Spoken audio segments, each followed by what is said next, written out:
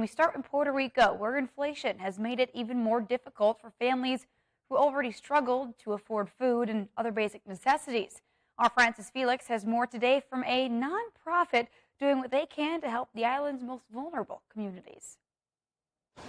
The impact in the high cost of food, the shortage in products in the groceries, and recently the increase in the cost of milk produced in the island have caused a food crisis.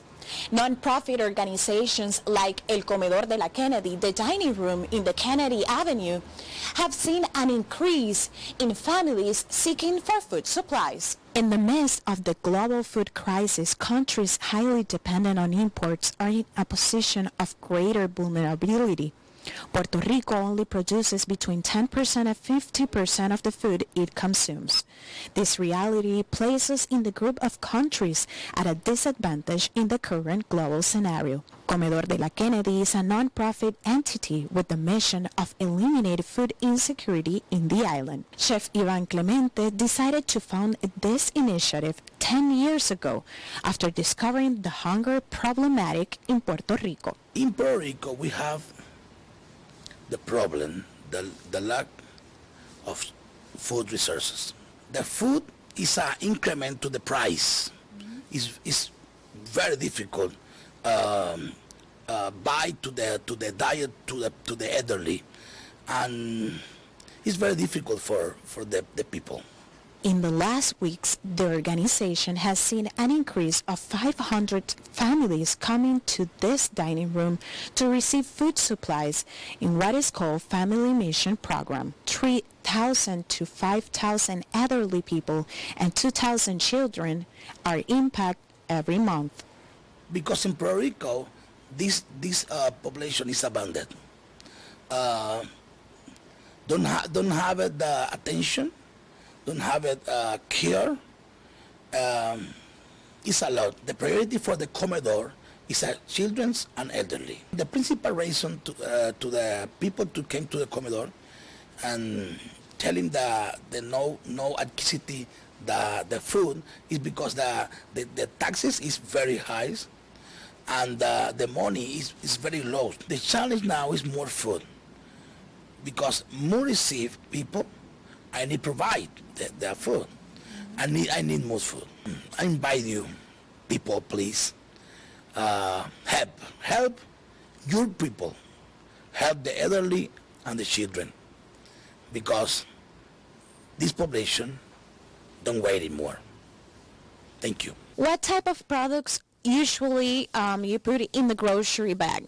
Well, in this particular grocery bag, which is the family grocery bag, we have farinaceous, which is basically rice or pasta. We also give out dried potatoes. We have beans in great quantities because people love beans here. We have tomato sauce because we cook with that. We have also the animal protein, the vegetable proteins. We have seasonings. What days people can come here to grab their bags and their food supplies? All right, well, people come here Mondays, Wednesdays, and Fridays from 8 a.m. to 2 p.m. We start out at 11 exactly, and the list that everybody puts their name on, we recite it, and that's how we give out the foods. The dining room of the Kennedy Avenue is going to open more dining rooms around the island to keep impacting vulnerable communities, specifically children and elderly. So they appeal to the good heart of the people to make donations. From San Juan, Puerto Rico, Francis Felix. All right, thanks so much, Francis. Meantime, in Guyana, the people there will be giving out COVID vaccines to children under the age of 12 starting this weekend. Now it follows the country's receipt of a shipment of over 52,000 doses of the Pfizer vaccine for kids ages 5 to 11, which came from the government of Spain. The vaccine doses will be administered to over 26,000 children in a 2-dose schedule starting on Saturday. The Minister of Education there has assured that while officials want students to get the COVID-19 jab, it will not be mandatory. This is part of a worldwide global effort that we are having in Spain, that this is something that we take very seriously, has unanimous support from our parliament and our society. The first phase of the pandemic was truly hard for Spain. And out of that feeling of despair, of not knowing what was happening, there emerged the need, the very intense desire that whenever a solution could be ready, that we had to share it with those who needed it most.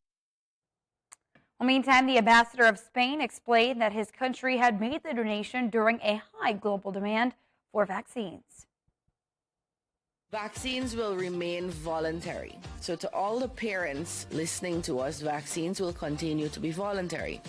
And we are not insisting that anyone takes the vaccine, but we are encouraging you strongly to pay attention to the data. Most of us want better for our children than we want for ourselves.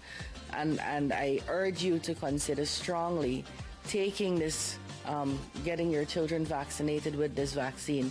There are limited doses and they will finish. And so an early decision would be required. Well, meantime, leaders from across the Western Hemisphere are gathered in Los Angeles to take part in the Summit of the Americas hosted by President Joe Biden. The summit is an opportunity for the U.S. and regional leaders to meet face-to-face and discuss issues of common interest.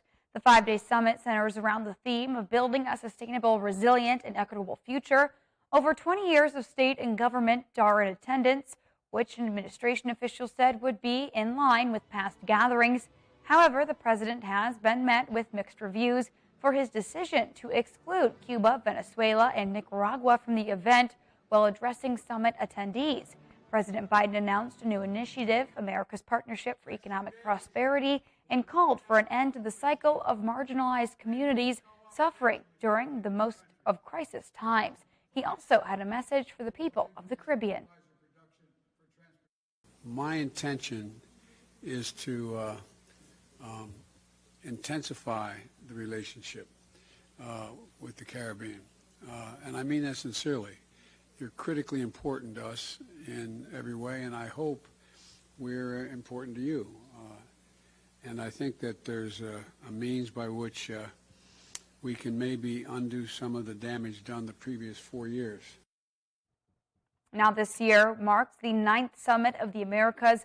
It's the first U.S. hosted since the inaugural event in Miami in 1994.